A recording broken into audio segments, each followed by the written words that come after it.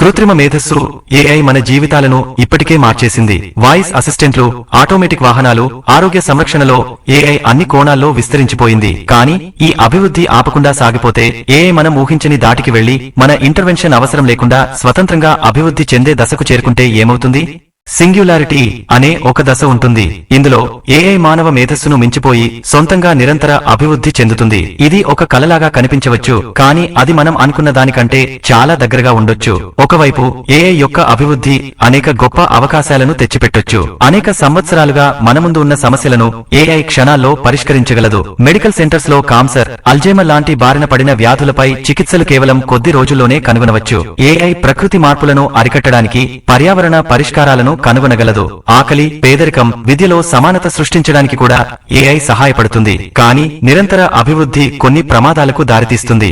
నిరంతర అభివృద్ధి చెందుతున్న ఏఐ మనల్ని మరింత నియంత్రణను కోల్పోయే పరిస్థితికి చేర్చవచ్చు. ఒకవేళ ఏఐ మానవులు పనిచేసే అవసరాన్ని తగ్గించి వారి ప్రభావాన్ని సమాజం నుంచి తొలగిస్తే ఎలా?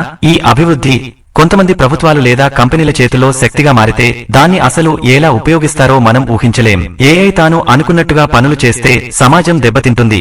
మరొక ముఖ్యమైన ప్రశ్న, ఏఐ ఎలా అభివృద్ధి చెందాలి అని ఎవరు నిర్ణయిస్తారు? ఇది అందరికీ సమానంగా ఉపయోగకరంగా ఉండాలి, లేదా అది కేవలం కొన్ని ఉన్నత వర్గాల కుటుంబాలకు మాత్రమే ఉపయోగకరమా? ఈ ప్రశ్నలు మన భవిష్యత్తును ప్రభావితం చేస్తాయి. శాస్త్రజ్ఞులు, నైతికవాదులు, ప్రభుత్వాలు కలిసి పని చేయాలి. ఏఐ మన విలువలకు అనుగుణంగా అభివృద్ధి చెందడానికి మార్గాలు సృష్టించాలి. అంతర్జాతీయంగా సర్వసాధారణ ప్రయోజనాన్ని లక్ష్యంగా పెట్టుకుని ఏ ఒక్క వ్యక్తి లేదా దేశం మాత్రమే కాకుండా మనమంతా కలిసి అభివృద్ధిని పరిమితంగా పరిగణించాలి.